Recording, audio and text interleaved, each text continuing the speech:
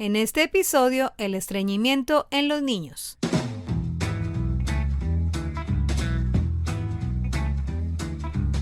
Bienvenidos a Dr. Rafita Radio. Mis papás aprenden con Dr. Rafita Radio. Dr. Rafita Radio no es ni pretende ser una consulta médica particular. Si con base en los argumentos compartidos usted supone una condición médica especial, debe presentarle esta inquietud a su médico. Porque todos entendemos lo que se explica correctamente. Con ustedes, nuestro anfitrión. Hola, un gusto estar con ustedes. Mi nombre es Rafael Peñaranda, médico pediatra, director y presentador de este podcast de salud infantil en español, Dr. Rafita Radio. Hoy vamos a hablar del estreñimiento. El estreñimiento es una condición que podría decirse todos hemos conocido o padecido, por episodios o de manera recurrente o incluso crónica, convirtiéndose históricamente en un motivo común de consulta en la práctica pediátrica. Su etiología, su origen, es multifactorial, o sea, involucra muchos aspectos, y su tratamiento puede ser largo y complejo. Este comportamiento de retención fecal se conoce también como estar apretado, estar duro, estar estítico o constipado, que vale aclarar no corresponde a tener congestión respiratoria durante la gripa como se cree, sino a tener estreñimiento. Tener estreñimiento significa tener evacuaciones infrecuentes, con días de intervalo, pero también está representado en la producción de heces, que corresponden al bolo fecal, a la materia fecal, de estructura dura y de difícil expulsión, incluyendo la sensación de evacuación incompleta, como que falta por dejar todo afuera. Es un estado realmente incómodo, que interfiere con la rutina diaria afectando la calidad de vida de las personas. El solo hecho de perder el placer en la evacuación ya se considera estreñimiento. Hay enfermedades que producen estreñimiento, un estreñimiento secundario u orgánico, como el hipotiroidismo, la displasia neuronal o la enfermedad de Hirschsprung, por ejemplo, pero que no son el tema de este podcast, que se concentra en el estreñimiento funcional, el que se da por desadaptación, hábitos equivocados y falta de atención. Para los pediatras es llamativo cómo los padres se preocupan mucho de la dureza o la escasez de las deposiciones en los bebés y en los niños pequeños, pero cómo pierden el interés con el tiempo y se van acostumbrando a una falsa normalidad de la deposición, entendiéndolo como un comportamiento personal y justificándolo como un hábito de rasgo familiar porque padres, abuelos o hermanos también lo tienen. Retener materia fecal lleva al consecuente desecamiento, o sea, a un endurecimiento por deshidratación con el tiempo, produciendo un acúmulo sólido, grande, grueso y difícil de mover, con dolor al intentar evacuarlo. Esto lleva a la retención prolongada porque el niño se defiende abandonando los intentos de deposición por el dolor y lleva a guardar más. Con el tiempo, esto genera adaptaciones en el tamaño del colon y el recto, que estando en crecimiento aumentan su capacidad de contener, acostumbrándose a guardar mucha materia fecal sin molestia aparente, disminuyendo con el tiempo la sensibilidad en el reflejo de la defecación. Acumulan así cada vez más grandes cantidades que se hacen más difíciles de expulsar, creando el círculo que mantiene el estreñimiento en el tiempo y lo hace un problema crónico. Un alto porcentaje de pacientes con estreñimiento funcional presentan incontinencia fecal por retención, apareciendo el escape involuntario de las heces, con un manchado frecuente en la ropa interior de estos pacientes que ya habían logrado el control de esfínteres, o sea, que ya avisaban para ir al baño. Esto se debe a que la presencia de masas fecales duras, acumuladas en el recto, permiten que se deslice sobre su superficie atorada parte del líquido fecal que se produce naturalmente. Saliéndose por rebosamiento, se escurren porciones de materia fecal líquida ensuciando la ropa, sin que el paciente se dé cuenta. Esto trae llamados de atención y regaños por padres, cuidadores y maestros, a veces con insultos, quienes tratan de sucio y descuidado al niño, produciendo humillación, sin que el niño sea consciente de eso. Genera bullying de los compañeros porque hay olor. Se aíslan y trae traumas psicológicos. Incluso en ocasiones, este escurrimiento ha generado consultas por una falsa diarrea, porque se escapa materia fecal líquida. Durante la consulta por dolor abdominal o este manchado fecal que les cuento, el médico puede decidir realizar una radiografía simple de abdomen, con la finalidad de documentar la presencia de heces retenidas en el colon para comprobar y explicar estos comportamientos, descartando la impactación fecal. Miremos esto. Hay una condición aguda que se puede presentar en un niño con estreñimiento, que es la impactación. Cuando se pasan días sin deposición, se acumula mucha materia fecal en la ampolla rectal, que endurecida no permite su evacuación, trayendo el deseo con dolor abdominal, rechazo a la alimentación e incluso vómito, generando consultas a veces de urgencias. Estos pacientes deben ser asistidos para lograr superar esta obstrucción con rescates con enemas, lo que se llaman también lavados, o altas dosis de laxantes. El objetivo del tratamiento es promover evacuaciones suaves e indoloras, previniendo la reacumulación de las heces duras, lo cual se logrará luego de un periodo suficientemente largo. Un asunto importante en la prevención y manejo del estreñimiento es la técnica de la deposición. Anatómicamente debemos disponer correctamente nuestro cuerpo para la evacuación intestinal. El niño debe quedar sentado cómodamente en su taza, con los muslos rectos y los pies apoyados. Quiero llamar la atención sobre estos errores. Cuando se está en plan de entrenamiento, se acostumbra a que el niño defeque en vasos, vasinillas o micas pequeñas que se colocan en el piso. Muchos de estos dispositivos están decorados, vienen con formas de animales o tienen sonido para hacer atractivo el momento de la deposición. Pero rápidamente van perdiendo la proporción con el crecimiento del niño, quedándose pequeños para ellos. Y aún así, los padres insisten en mantener esta rutina trastornando el proceso. Y es que cuando el niño se le queda pequeño el vaso, al sentarse, las rodillas están más altas que la cadera. Sentados así, estas se elevan casi hasta la altura de los hombros. El recto se acoda, o sea, hace un ángulo inadecuado y no se puede evacuar. Es una mala posición.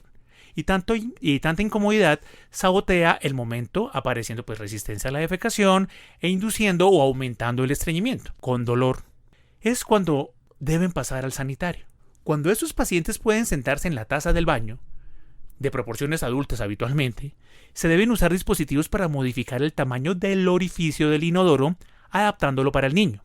Son comunes los aros de espuma, a los que se le denomina donas o bizcochos, pero ojo, se debe lograr que el niño apoye bien los pies sobre una caja, silla o butaco que le permita tener la posición correcta para pujar y evacuar, sentado con los muslos rectos.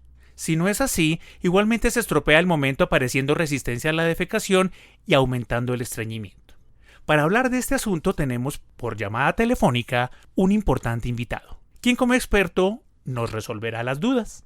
Doctor, bienvenido a Dr. Rafita Radio. Hola, doctor Rafita. Muchas gracias por la invitación. Es para mí un placer estar aquí contigo y poder hablar de un tema como es el estreñimiento en los niños. Yo soy Hugo Leñelé, soy gastroenterólogo pediatra, medicina en la Universidad Militar e hice pediatría también en el Hospital Militar Central y luego hice gastroenterología pediátrica en el Hospital de Niños Enfermos de París. Hace 23 años regresé de mi especialización y he trabajado con el Hospital Militar, el Hospital de la Policía, la Clínica Infantil Colsubsidio. Fui docente de la Universidad Militar en el programa de pediatría y en el programa de gastroenterología pediátrica de la Universidad del Bosque. Actualmente ya estoy trabajando en mi unidad de gastroenterología pediátrica.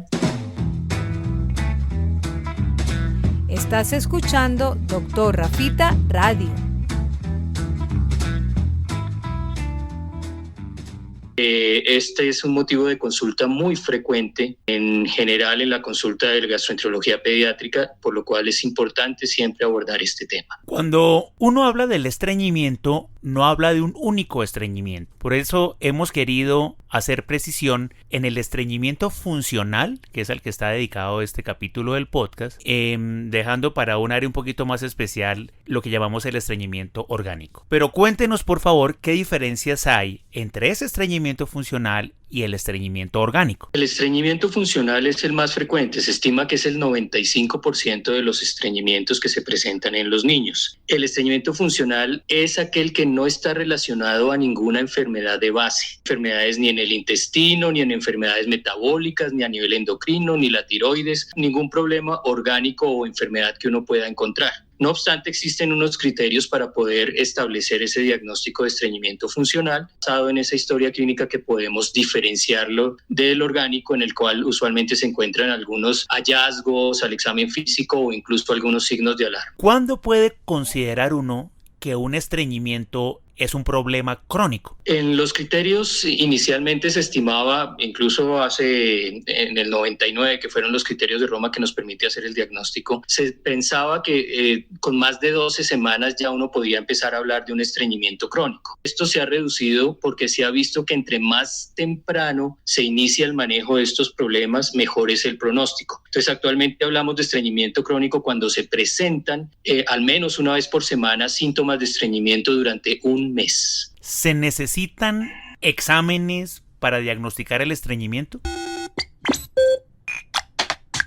No, el estreñimiento funcional se diagnostica es por una muy buena historia clínica en el cual tenemos unos criterios ya preestablecidos, y si se reúnen esos criterios, pues obviamente podemos establecer el diagnóstico y el examen físico, obviamente, en el cual tenemos que descartar que no haya anormalidades anatómicas, que no haya ninguna alteración que nos permite realmente establecer desde el punto de vista clínico el diagnóstico del estreñimiento funcional. El estreñimiento, que es frecuente, que es una condición común más ahora que hay mucho sedentarismo, los niños están muy quietos en esta época del año, ¿tiene algún signo de alerta? ¿Hay algún signo de alarma alrededor del estreñimiento que el padre deba atender? Sí, hay establecidos unos síntomas que uno puede aclarar en la historia clínica, en el interrogatorio a los padres y al niño cuando ya es más grandecito, que nos permite decir las cosas. La presencia de vómitos recurrentes, la presencia de posiciones delgaditas que llamamos acintadas, muchas veces alternando con estos problemas de estreñimiento, la presencia de una distensión que no mejora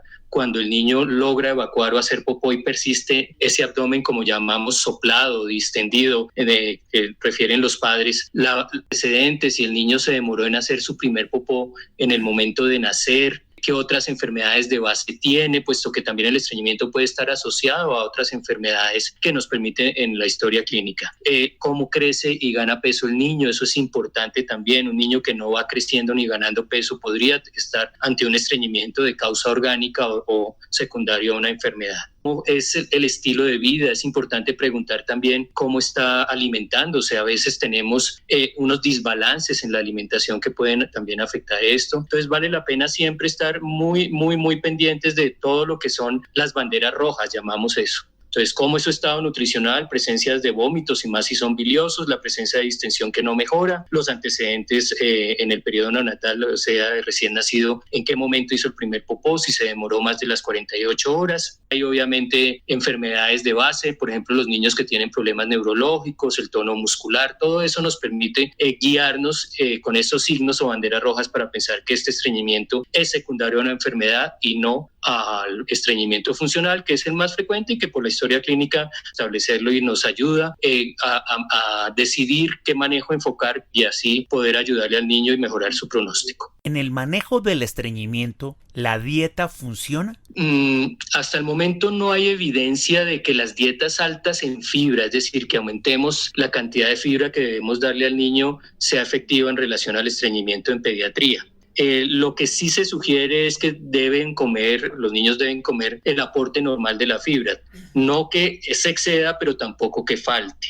Lo mismo tenemos que ver con el exceso de ciertos alimentos. Aquí básicamente lo que más nos interesa en la alimentación de los niños es que sea sana, equilibrada, balanceada. Por ejemplo, hay ciertos problemas con la ingesta excesiva de lácteos en relación al calcio. Entonces, muchas veces el exceso de calcio por una ingesta excesiva de lácteos también puede generar estreñimiento. Entonces, hay que en esa parte averiguar o interrogar a los padres respecto a cómo es la alimentación para corregir deficiencias o los excesos. Pero no se requiere realmente en pediatría una dieta especial o una dieta alta en contenido de fibra. ¿El ejercicio físico ayuda a manejar el estreñimiento? Es un factor muy importante, no es el único en el manejo, pero sí es un elemento importante. Actualmente tenemos muchísimas actividades sedentarias en los niños, los videojuegos videojuegos, las horas de televisión, pero además en este momento de encerramiento podemos también disminuir la actividad física que tienen usualmente los niños cuando van al colegio o están en el jardín, en el caso de los preescolares, y eso también puede estar incidiendo en una mayor frecuencia de estreñimiento en este periodo de la pandemia. Una vez el médico se encuentra con el estreñimiento funcional de un paciente, ¿cómo escoge los medicamentos que le convienen? ¿Qué medicamentos hay y cómo se escogen para ayudar a mejorar o a resolver el estreñimiento de los niños?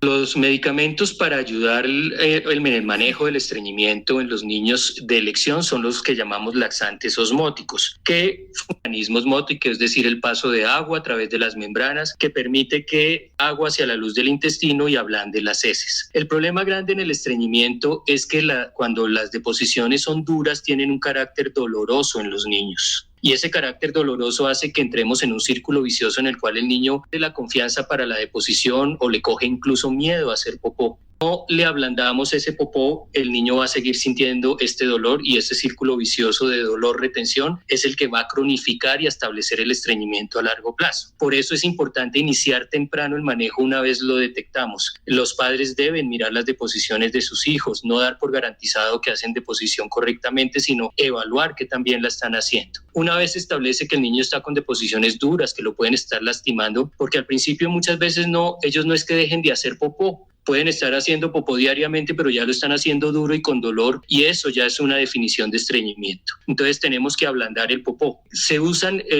idealmente, es el polietilenglicol 3350 sin electrolitos, el famoso PEG, Valax. Bueno, hay diferentes marcas. Aquí lo importante es un objetivo de ablandar el popó, pero esa es solo una parte del manejo. La otra parte es, además de corregir lo que hablamos de la alimentación, es hacer todo un proceso de reeducación de hábito. Usualmente el niño que coge conductas de retención se vuelve retenedor y pierde el hábito de la evacuación y se va acostumbrando a no hacer popó y sí a retenerlo. Vamos a explicarle a los padres también lo importante de acompañar el proceso con el medicamento de un proceso de reeducación, un proceso de reconocimientos positivos cuando lo irá a evacuar, de hacer unas rutinas, de hacerlo sentar al baño idealmente después de las comidas, así no haga nada. Aquí se premia el esfuerzo, no el éxito. El hecho de que el niño se siente, así no haga, va creando el hábito. El ser humano todo lo va corrigiendo por rutinas y en este caso esas rutinas también van a ayudar siempre y cuando le garanticemos al niño una deposición blanda, suave, fácil, agradable. En el manejo del estreñimiento, ¿los probióticos tienen algún papel? Esa es una situación en la que se está investigando actualmente la utilidad de probióticos. Todavía no hay evidencia suficiente para poder recomendarlo como el tratamiento sistemático o como ya un tratamiento instaurado. Aquí prima el uso del laxante osmótico tipo PEG o Lactulax o incluso la misma leche de magnesio. Probablemente con la investigación y mejor evidencia vamos a identificar cuál es la cepa probiótica que mejor funcione y probablemente pueda ser una de las armas terapéuticas en el futuro para esta condición, pero por el momento no hay evidencia para poderlo recomendar sistemáticamente. ¿El estreñimiento funcional se cura? Esta es una frase que tenían las abuelas del siglo pasado que decían que el estreñimiento no se curaba, sino que se reeducaba. Aquí el proceso es volver a establecer al niño o llevarlo al proceso de aprendizaje defecatorio. El acto de hacer popó no es un acto intestinal solamente, implica también un aspecto mental que es el que se trastorna al niño por ese miedo para hacer popó. Y eso lleva a que él abandone una serie de dinámicas que él tiene que ir aprendiendo para perfeccionar bien este acto de defecación. Entonces, de administrarle un laxante sin hacer un proceso de reeducación o de rutinas de llevarlo al baño y del hábito, no va a funcionar. Entonces, necesitamos hacer la reeducación. Ahora, claro que se puede curar, pero primer factor pronóstico, ¿qué tanto tiempo lleva de estreñido el niño? Si sabemos que el niño lleva mucho tiempo estreñido, sabemos que el tratamiento va a ser a muy largo plazo, pero si lo identificamos rápidamente en el transcurso de los primeros 3 meses, a ese niño lo ponemos en tratamiento, iniciamos la fase de reeducación y vamos a lograr unas respuestas muy favorables. Estás escuchando Dr. Rafita Radio. Los niños chiquitos, los bebés, a veces tienen alteraciones o cambios en la frecuencia, que incluso se manejan o se entienden como normales cuando el médico los conoce. Hay un término que me parece interesante e importante de presentarle a la audiencia, y es ¿qué es la disquesia en un bebé? La disquesia anal es un bebé menor de 9 meses en el cual tiene intentos para lograr la defecación, muchas veces lo logra, otras veces no, y puede esto asociarse a un espaciamiento en el ritmo defecatorio. Lo importante de esto es que las deposiciones, que usualmente ese bebé son blandas, pastositas o incluso semilíquidas, no son duras, y usualmente no hay ningún signo de alarma. Es un bebé que come muy bien, que no tiene ninguna enfermedad de base, que crece y gana peso correctamente.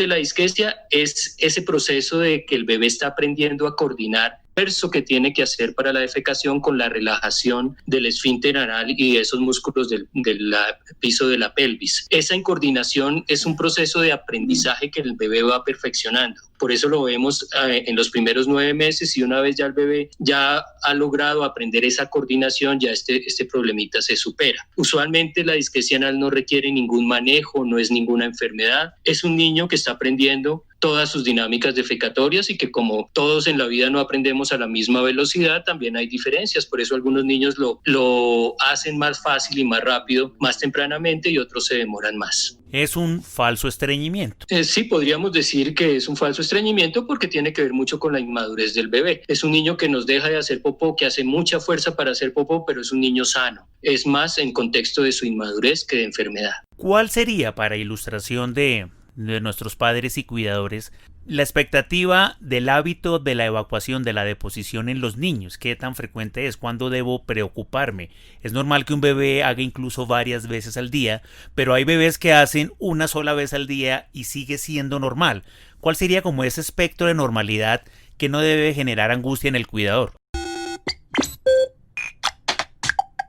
Ahí hay que entender es cómo está el bebé, cuáles son sus condiciones. Un bebé que se está alimentando bien, que está ganando peso bien, o sea que no tiene problemas en su apetito, que no hay signos de alarma como los que ya comentamos previamente. Puede que haga 10 veces en un día, pero si está comiendo bien y está ganando bien peso y está con signos de bienestar, ese es su hábito. Y otros que pueden hacer popó hasta 7 días también en este contexto, como hablábamos de la disquesia, y en ese momento es su hábito. Entonces, más que mirar a veces la frecuencia defecatoria, es aprender a identificar los signos de alarma y aprender a identificar o el malestar que tiene mi bebé. Si mi bebé no está comiendo bien, vomita bilioso o vomita con mucha frecuencia, más de lo que es el simple reflujito, que también lo hacen por inmadurez en esa edad. Si mi bebé haciendo deposiciones con sangre, así incluso esté haciendo deposiciones blanditas, que no sean duras, que no lo esté fisurando. Si mi bebé permanece con una distensión importante a pesar de que logra evacuar. El crecimiento, como ya la dijo, es un signo para nosotros pediatras muy importante, es ver el peso y la talla y la progresión que tiene de acuerdo a la edad de esta curva en el bebé. Si empezamos a mirar esos signos son los que nos permiten realmente considerar si ese cambio en el hábito defecatorio se está asociando a un problema médico, o si sencillamente ese cambio en el proceso del hábito defecatorio, sea porque es muy frecuente, sea porque es más esporádico o muy esporádico, es sencillamente por ese proceso madurativo del bebé y que se va a mejorar en la medida en que el bebé crece. Entonces aquí la clave cuando tenemos cambios en el hábito intestinal es ver los signos de alarma y ver el bienestar del bebé. Y si no hay ningún signo de alarma y el bebé está bien, explicarle muy bien a los padres que esto puede ser perfectamente normal. Obviamente recomendamos siempre que si usted tiene dudas, pues visite a su pediatra y aclare lo que le llame la atención.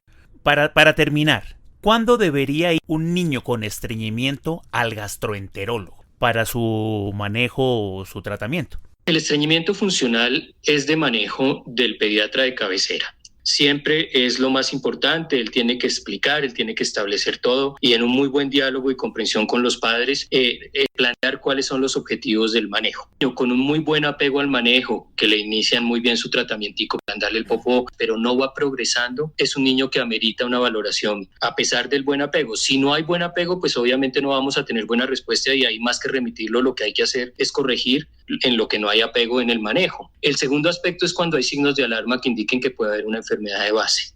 En ese momento habría que considerarse una serie de pruebas muy especiales, muy especializadas, y en ese contexto, pues obviamente el paciente amerita una remisión. Muchas veces en el estreñimiento funcional no se requiere ninguna remisión, sino sencillamente es la explicación, el ablandar el popó para que el niño gane otra vez la confianza, la reeducación otra vez de esas rutinas y de esas dinámicas defecatorias. Hay signos de alarma. Si no hay una buena respuesta a pesar de una muy buena adherencia al tratamiento, es cuando se debe considerar la remisión con el especialista. Doctor Hugo, muchas gracias por habernos acompañado en este episodio del podcast Doctor Rafita Radio. Siempre contamos con su asesoría permanente y queremos convertirlo en un invitado continuo de estos episodios.